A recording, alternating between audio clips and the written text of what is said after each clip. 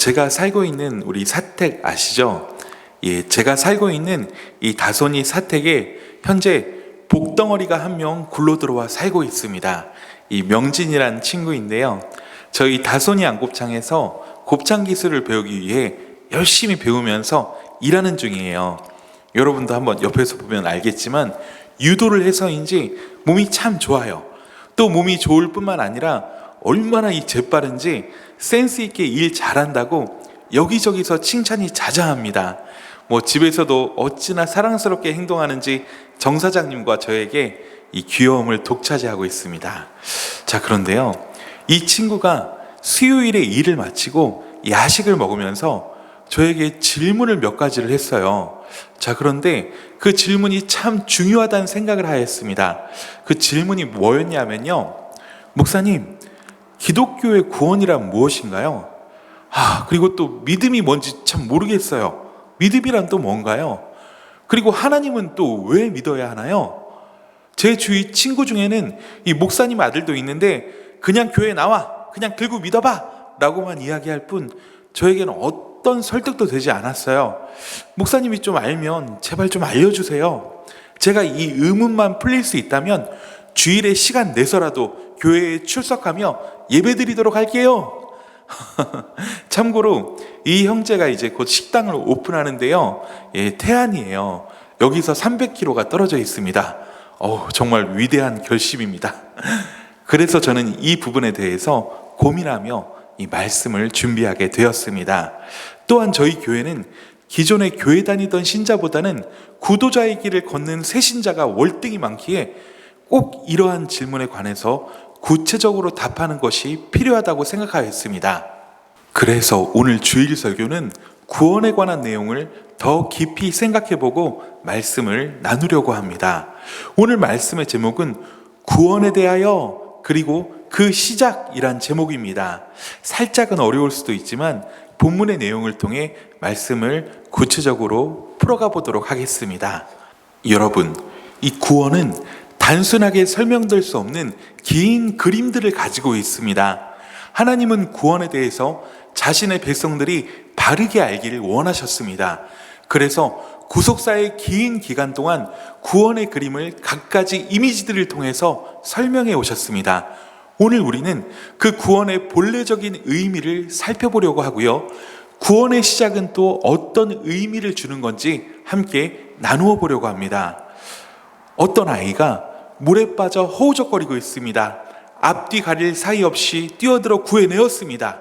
이럴 때 우리는 그 아이를 구해주었다고 말합니다. 아이가 또 길에서 놀고 있습니다. 그런데 갑자기 차가 튀어나와 아이를 향해 돌진합니다. 일촉즉발의 순간에 아이를 구했습니다. 이것도 구해준 것이죠. 자, 이처럼 구원이란 어떤 문제나 위기가 생겼다는 전제가 있습니다. 그리고 그런 위기에서 건져내는 것을 구원이라고 합니다. 그러므로 구원이란 말은 노력해서 어디에 다다른다는 개념이 아닙니다. 자신의 힘으로 나올 수 있었다면 그것을 구원이라고 말하지 않습니다. 구원이란 개념에는 처음부터 내 힘으로 어쩔 수 없는 상황을 전제로 하고 있습니다. 그런 위험한 상황, 위기의 상황에서 건져냄을 받았을 때 구원이라고 말하는 것입니다. 따라서 구원이란 우리 힘으로 헤어나올 수 없는 상황을 전제로 하고 있다는 것을 분명히 해야 합니다. 어느 시골의 한 통나무집에 한 병약한 남자가 살았습니다. 그 집 앞에 큰 바위가 있었는데 그 바위 때문에 그 집 출입이 너무 힘들었습니다. 그래서 하나님께 그는 간절히 기도했습니다. 주님, 제발 이 큰 바위를 없애주세요. 이것 때문에 너무 힘들어요. 그렇게 매일 기도를 이어가던 어느 날 하나님께서 꿈에 나타나 그에게 말씀하셨습니다. 사랑하는 아들아, 집 앞에 있는 큰 바위를 매일 밀어라. 그 말씀을 들은 그는 그때부터 희망을 가지고 매일 바위를 밀었습니다. 한 8개월이 지났습니다. 그는 점차 자신의 꿈에 회의가 생겼습니다. 이상한 생각이 들어 바위의 위치를 측량해 보았습니다. 그 결과 바위가 1인치도 옮겨지지 않은 것을 발견했습니다. 그는 현관에 앉아 지난 8개월간의 수고가 헛수고였음을 깨닫고 원통에서 엉엉 울었습니다. 바로 그때 하나님께서 그에게 찾아오셨습니다.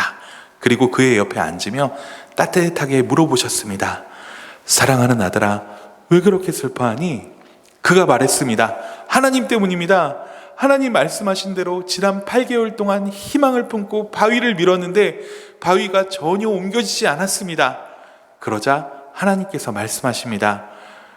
나는 너에게 바위를 옮기라고 말한 적이 없단다. 그냥 바위를 밀라고 했을 뿐이야. 이제 거울에 가서 너 자신을 한번 보렴. 그는 거울 앞에 갔습니다. 곧 그는 자신의 변화된 모습에 깜짝 놀랐습니다. 거울에 비춰진 남자는 병약한 남자가 아니라 근육질의 아주 건강해진 멋진 남자였습니다. 그는 거울을 보는 동시에 깨달음이 스쳐 지나갔습니다. 아, 지난 8개월 동안 밤마다 하던 기침이 없었고 매일 기분이 상쾌하고 잠도 잘 잤었지?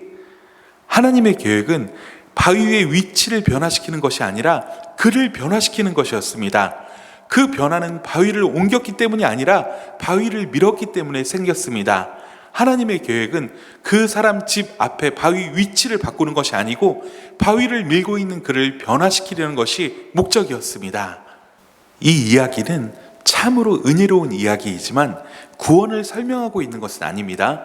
이 이야기는 구원받은 이후의 성화에 대한 이야기입니다. 하나님은 우리가 변하기를 원하십니다. 그것이 온전한 기독교의 목적입니다. 환경을 바꾸고 바위를 움직이는 것이 목적이 아니라 하나님께서 주시는 복을 누리는 사람으로 변화되는 것이 우리의 구원의 목적입니다. 그런 복을 받는 그리스도인의 출발점이 바로 구원입니다. 자, 그럼 이제부터 오늘 본문을 통해 성경이 말씀하고 있는 구원이 무엇인지를 살펴보겠습니다. 오늘 본문 누가복음 1장 68절에서 79절은 사가랴가 세례 요한의 탄생을 기뻐하며 성령의 충만한 가운데 예언한 말씀입니다. 여기서 구원에 대한 중요한 구절들이 나타납니다. 일단 71절과 74절을 보시기 바랍니다. 화면으로 보셔도 좋습니다. 이 구절을 통한 구원의 의미를 설명드리면 우리가 원수에게 또 우리를 미워하는 모든 자의 손에 빠졌다는 것, 걸려들었다는 것입니다.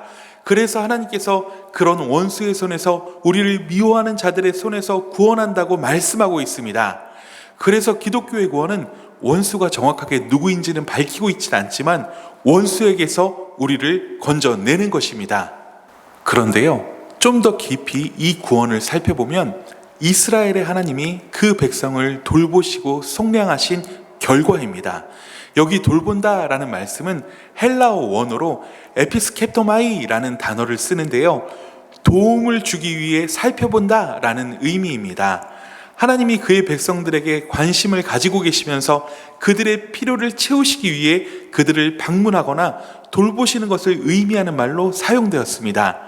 이 말이 여기서는 과거형 시제로 사용되었어요.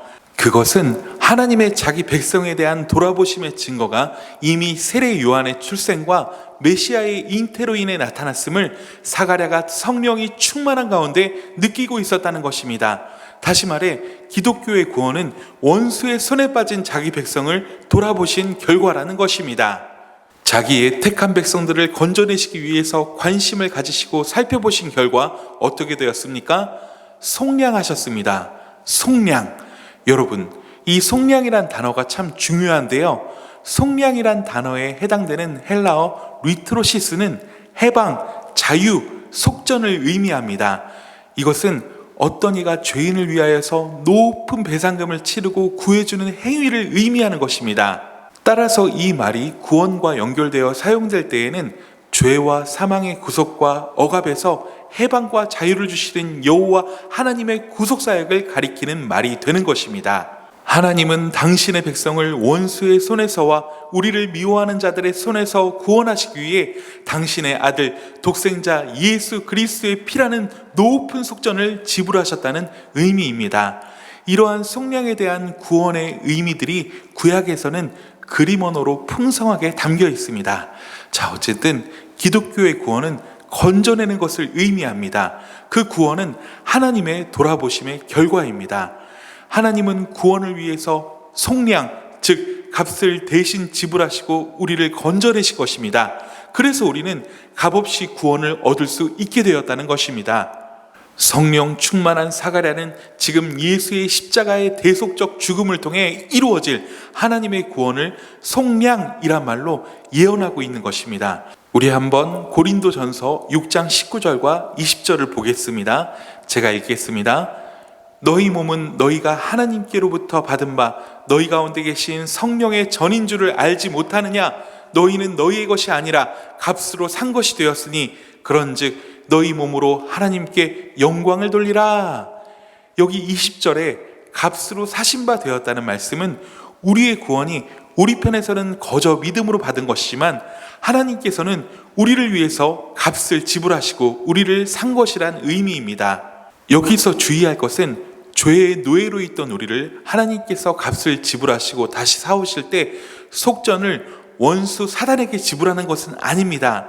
하나님께서 구원 계획을 세우시고 죄에 대해서 진노하시기 때문에 하나님께서 당신에게 값을 지불하시고 공의를 만족시키기로 하신 것입니다. 만약 사단에게 속전을 지불하신다면 하나님의 구원 계획은 참으로 우스운 것이 되고 맙니다. 자, 그런데요, 본문 77절을 보시면요, 주의 백성에게 그 죄사함으로 말미암는 구원을 알게 한다라고 말씀합니다. 그러면서 78절에는 이것이 하나님의 긍휼이라는 점을 분명하게 천명합니다. 그러니까 구원은 원수의 손에서 건짐을 받는 것입니다. 그와 동시에 죄사함을 얻는 사건입니다. 우리 한번 마태복음 1장 21절을 보겠습니다. 아들을 낳으리니 이름을 예수라 하라. 이는 그가 자기 백성을 저희 죄에서 구원할 자이심이라 라고 말씀하고 있습니다. 예수라는 말은 여호와가 구원하신다 라는 뜻입니다. 그런데 그 예수 그리스도께서 자기 백성을 어디서 구원합니까? 죄에서 구원합니다. 따라서 하나님께서 우리를 구원하셔야 하는 구체적인 인류의 재난은 죄입니다. 타락입니다. 그 죄 때문에 원수의 손에 빠지게 된 것입니다. 이러한 인간의 상태, 즉 죄 가운데 살아가는 인생은 하나님의 진노하신 가운데 있는 것입니다. 하나님은 죄와 공존하실 수 없고 반드시 죄를 심판하셔야 합니다. 따라서 구원이란 그러한 하나님의 진노가 해결되었음을 의미합니다. 계속해서 로마서 5장 9절에서 11절을 보겠습니다. 화면을 보십시오. 제가 읽어보겠습니다. 그러면 이제 우리가 그의 피로 말미암아 의롭다 하심을 받았으니 더욱 그로 말미암아 진노하심에서 구원을 받을 것이니 곧 우리가 원수 되었을 때에 그의 아들의 죽으심으로 말미암아 하나님과 화목하게 되었은즉 화목하게 된 자로서는 더욱 그의 살아나심으로 말미암아 구원을 받을 것이니라. 그뿐 아니라 이제 우리로 화목하게 하신 우리 주 예수 그리스도로 말미암아 하나님 안에서 또한 즐거워하느니라. 9절을 보면 예수 그리스도로 말미암아 하나님의 진노하심에서 구원을 받는다 라고 말씀하고 있습니다. 죄는 하나님의 진노를 불러오는 것입니다. 이것이 인간이 처해진 상태입니다. 그런 죄인된 인간을 그의 피로 말미암아 의롭다고 하시는 것이 바로 기독교의 구원입니다. 정리하면 이렇습니다. 구원이란 하나님께서 자기 백성을 죄에서 혹은 원수의 손에서 건져내는 것을 의미한다는 말입니다. 이 말은 인간이 타락했고 그 죄로 인하여 원수의 손에 빠지게 되었다는 말입니다. 타락한 인간은 모두 죄인일 뿐만 아니라 사단의 통치 가운데 있다는 사실을 분명히 하고 있습니다. 여기서 우리가 머리에 확실히 입력하고 잊지 말아야 할 것은 저와 여러분은 하나님의 계획 가운데 예수 그리스도의 십자가의 속량으로 구원받았다는 사실입니다. 여러분, 저와 여러분은 속량받았습니다. 예수 그리스도의 십자가의 보혈로 속량받았습니다. 그 피를 믿음으로, 예수를 믿음으로 구원받은 것입니다. 그리스도인으로서의 삶이 시작된 것입니다. 우리 한번 계속해서 75절을 주목해서 보겠습니다. 제가 읽겠습니다. 종신토록 주의 앞에서 성결과 의로 두려움이 없이 섬기게 하리라 하셨도다. 구원은 죄에서 건진받는 것이며 값을 주고 다시 사오는 것입니다. 구약에서는 이것을 거룩이라고 말씀하고 성도, 구별된 백성이라고 말씀하고 있습니다. 그런 의미에서 구원은 시작입니다. 어떤 시작입니까? 종신토록 주 앞에서 성결하고 의로운 삶을 살아가야 하는 삶의 시작입니다. 두려움 없이 주님을 섬기는 삶의 시작입니다. 그래서 이런 구원을 요한복음 1장 12절에서 영접하는 자, 곧 그 이름을 믿는 자들에게 하나님의 자녀가 되는 권세를 주셨다고 말씀한 것입니다. 구원은 예수님을 구주와 주님으로 영접하는 것입니다. 그 영접을 통해서 우리가 죄에서 건짐을 받고 예수 그리스도의 속량하시는 은혜의 수혜자가 되는 것입니다. 그러나 여러분, 기억해야 할 것은 구원받은 것 자체로 그 사람의 인생이 끝난 것은 아닙니다. 구원받은 이후에 주 앞에서 성결과 의로 살아내야 할 시간이 많이 남아있다는 사실입니다. 그 시간 동안 구원받은 성도는 믿음으로 살아야 합니다. 예수님의 삶을 본받으며 빛과 소금으로 살아야 합니다. 우리가 여기서 놓치지 말아야 할 중요한 원리가 있습니다. 우리의 구원의 시작은 전쟁이란 원리입니다. 광야의 이스라엘 백성들이 광야 생활을 하면서 걸핏하면 애굽이 좋았다고 투덜거렸습니다. 사실 애굽에서 그들은 노예였습니다. 그들이 하나님께 부르짖었기 때문에 하나님께서 그들을 구원하시기로 작정하시고 모세를 준비시키신 것입니다. 물론 하나님께서는 구원 계획을 가지고 계셨습니다. 그러나 이스라엘 백성들이 애굽이 그렇게 좋았다고 말할 만큼 애굽 생활이 행복하지 않았다는 것입니다. 그런데 자꾸 옛 습관이 남아서 애굽으로 돌아가려고 합니다. 마찬가지 이유로 하나님께서 노예였던 우리를 원수의 손에서 건져내어 값을 지불하시고 하나님의 자녀로 삼아주셨습니다. 그런데 사단의 입장에서 보면 이것이 하나님의 나라가 사단의 나라를 침노하는 것입니다. 즉 자기 노예들을 빼앗기는 일입니다. 여러분, 구원의 의미를 기억하십시오. 구원은 원수의 손에서 건지심을 받는 것입니다. 그래서 사단은 어떻게 하든지 구원받은 성도가 종신토록 주의 앞에서 성결과 의로 섬기지 못하도록 회방합니다. 원래 사단은 온 천하를 꿰는 자였습니다. 속이는 자인 것입니다. 사단의 방법이 꿰고 속이는 것이라는 것은 우리가 싸워야 할 전쟁의 내용을 말해줍니다. 사단은 우리가 좋은 성도, 좋은 그리스도인이 되지 못하도록 회방을 놓습니다. 그래서 말씀을 듣지 못하도록 일을 만들고 유혹거리를 만드는 것입니다.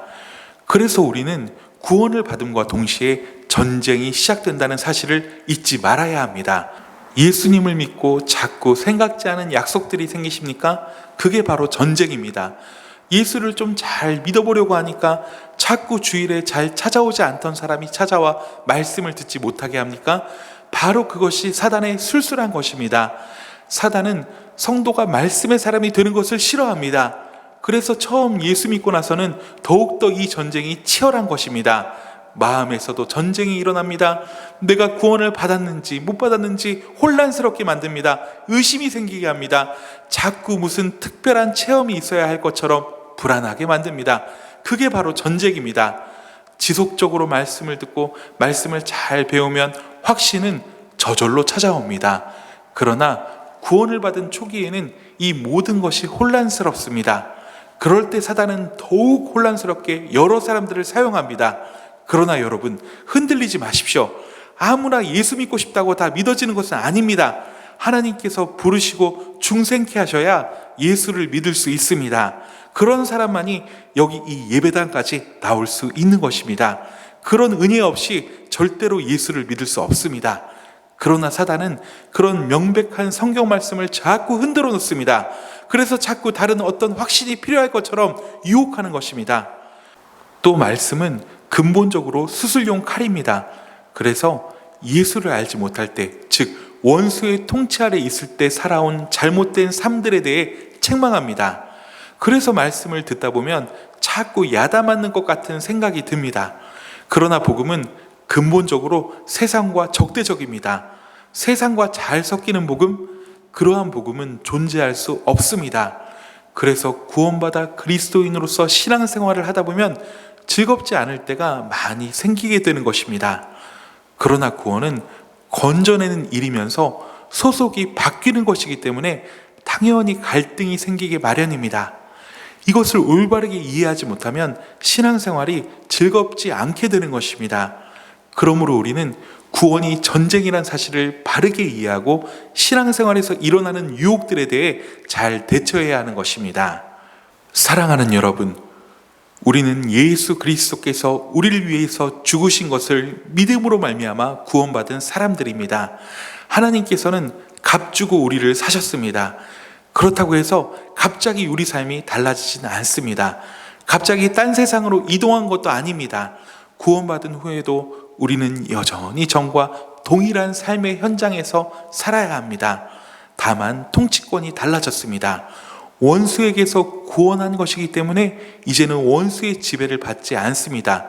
이제 우리는 중립지역에서 살 수 없게 되었습니다. 구원은 하나님의 백성으로서 새로운 신분을 가진 사람으로서 새롭게 시작되는 인생인 것입니다. 이 구원받은 이후의 삶을 바르게 이해할 필요가 있습니다. 처음에 말씀드렸던 바위를 미는 사람에 대한 예화는 바로 이렇게 구원받은 이후에 우리가 힘써야 할 생활에 대한 것입니다. 여러분, 우리의 구원은 값없이 은혜로 받았습니다. 예수 그리스도께서 값으로 지불되셔서 누구든지 그 예수를 구주와 주님으로 믿기만 하면 구원해 주시겠다고 약속하셨기 때문입니다. 그러나 구원받음으로 우리 삶이 끝난 것은 아닙니다. 구원은 곧 주님을 영접하고 주님과 행복한 동행이 시작되어 이 땅에 임한 천국의 기쁨을 누린다는 의미가 있습니다. 반면에 구원은 치열한 영적 전쟁이 시작되었다는 것을 의미합니다. 구원은 끝이 아니라 시작입니다. 그래서 구원은 지금도 계속되는 주님과의 생생한 동행이며 교제입니다. 구원받았다는 것은 놀라운 주님의 축복된 삶으로 들어왔다는 것입니다. 그 축복은 이 땅에 임한 천국을 누리는 것입니다. 사랑하는 여러분, 이 시간 저와 여러분이 구원받은 그리스도인으로서 날마다 주님과 동행하며 이 땅에 임한 천국에서 진정한 샬롬을 누리시길 간절히 소원합니다. 또한 성령의 인도하심 가운데 날마다 예수 그리스도를 닮아가며 하나님의 사람으로 세워져가는 놀라운 은혜가 있으시길 간절히 축원합니다. 이 시간 한번 기도하겠습니다.